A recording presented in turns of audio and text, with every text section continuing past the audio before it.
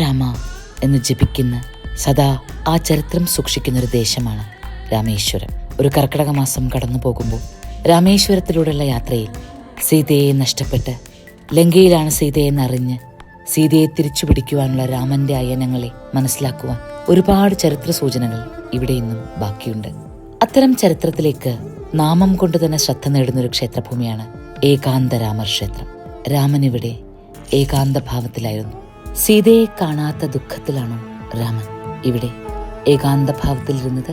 ഏകാന്തരാമർ എന്ന പേര് തന്നെ അങ്ങനെ ഒരു ഭാവത്തെയാണ് മനസ്സിലേക്ക് കൊണ്ടുവരിക. എന്നാൽ രാമൻ വാനരന്മാരുമായി ലങ്കയിലേക്കുള്ള യാത്ര പദ്ധതിയിട്ടത് ഇവിടെ വെച്ചാണ് എന്നതും ഒരു ചരിത്രമാണ്. വാനരന്മാർക്ക് വേണ്ടി ഭഗവാൻ തീർത്ഥക്കിണറാണ് അമൃതവാപി. അവിടെ ആ ജലത്തിലേക്കൊന്ന് നോക്കിയാൽ തന്നെ മരണമില്ലാതെയാകുന്നു എന്നതും ഭക്തരുടെ അനുഭവമാകുമ്പോൾ ഇന്നും അമൃതവാപിയിലേക്കൊന്ന് നോക്കുവാൻ ഈ ക്ഷേത്രഭൂമിയിലെത്തുന്നവർ മറക്കാറില്ല.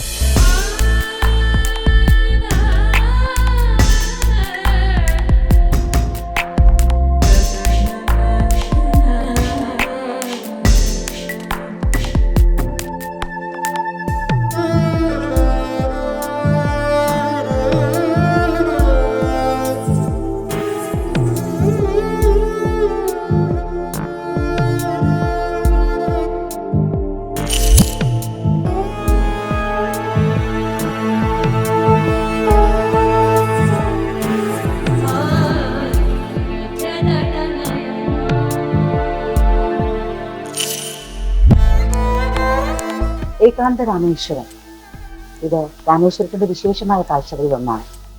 ഈ കാഴ്ചയിൽ ഏകാന്ത രാമേശ്വരത്തിന്റെ സവിശേഷത എന്തെന്ന് ഇവിടുത്തെ പൂജാരിയിൽ നിന്നും നമുക്ക് വെച്ച് മനസ്സിലാക്കാം. ശ്രീ ബദ്രീനാഥ് തേജസ്, അദ്ദേഹമാണ് നമ്മളോട് കൂടുതൽ. മഹാരാഷ്ട്രയാണ് അദ്ദേഹത്തിന്റെ ഒരു ദേശം. പക്ഷെ ഇവിടെ ഇപ്പോ എത്ര കാലമായി? 400-500 കൊല്ലമായി. ഓ, കുടുംബം ഇപ്പൊ മഹാരാഷ്ട്രയിലിരുന്ന് പൂജയ്ക്കാக കൊണ്ടുവന്ന സേതുപതികൾ കൊണ്ടുവന്ന രാമേശ്വരം വള്ളിയമ്പലം ഉണ്ടല്ലേ, അതിനെ പൂർവീക തൊട്ടാണ്. അത് ഇതങ്ങൾ സ്വന്തമ്പലമാണ്. ഏകാന്ത രാമെന്ന് പേരാണ്.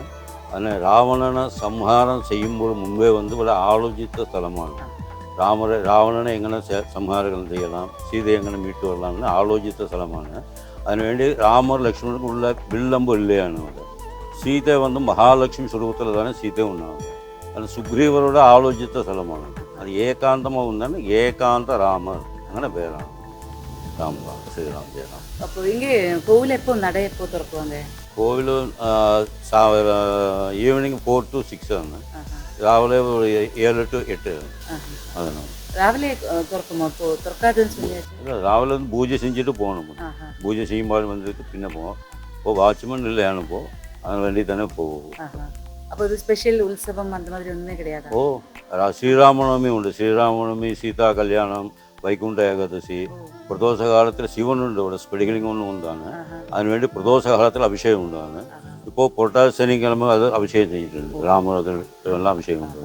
அகத்து ராமர் இருக்கு, லக்ஷ்மணன் இருக்கு, ராமர் லக்ஷ்மி, சீதை மகாலட்சுமி. மகாலட்சுமியா இருக்குது. ஆனா சுக்ரீவன் இருக்கு. சுக்ரீவன் அது கூடாம இந்த இந்த ஸ்படிகலிங்கம்.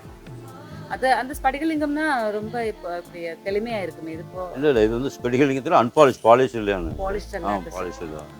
ഇവിടെ ഉള്ള അമ്പലത്തിനുള്ള തീർത്ഥം ഉണ്ടാണ്. അമൃതവാപി തീർത്ഥം എന്ന് പേരാണത്. അത് വാനര സേവനയ്ക്കാக രാമരെ ഉരുവാക്കപ്പെട്ട തീർത്ഥമാണത്. അത് നോക്കിനാളെ പറയുന്നത് അങ്ങനെ ദീർഘ ആയുധമായിട്ട് ഉണ്ടാകുന്നുണ്ട്. അത് അമ്പലത്തിനുള്ളേ ഉണ്ടാകും. അമൃതവാപിയില് വാനരന്മാർക്ക് വേണ്ടിയിട്ട് ഭഗവാൻ ഉണ്ടാക്കി തീർത്ഥം എന്നാ പറയണേ. അതിലേക്ക് നോക്കുന്നവർക്ക് പോലും ദീർഘായുസ് ഉണ്ടാകുന്നത്. അതുകൊണ്ടാണ് അമൃതവാപി എന്ന പേര്. അമൃതമാണ് അതിനുള്ളിലുള്ളതെന്നാണ്.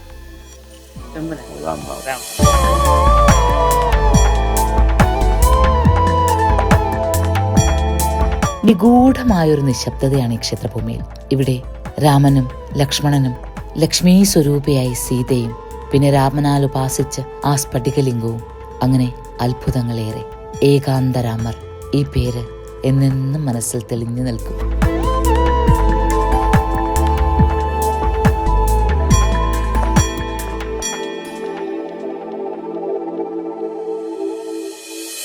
Moksha, Journey to the Self.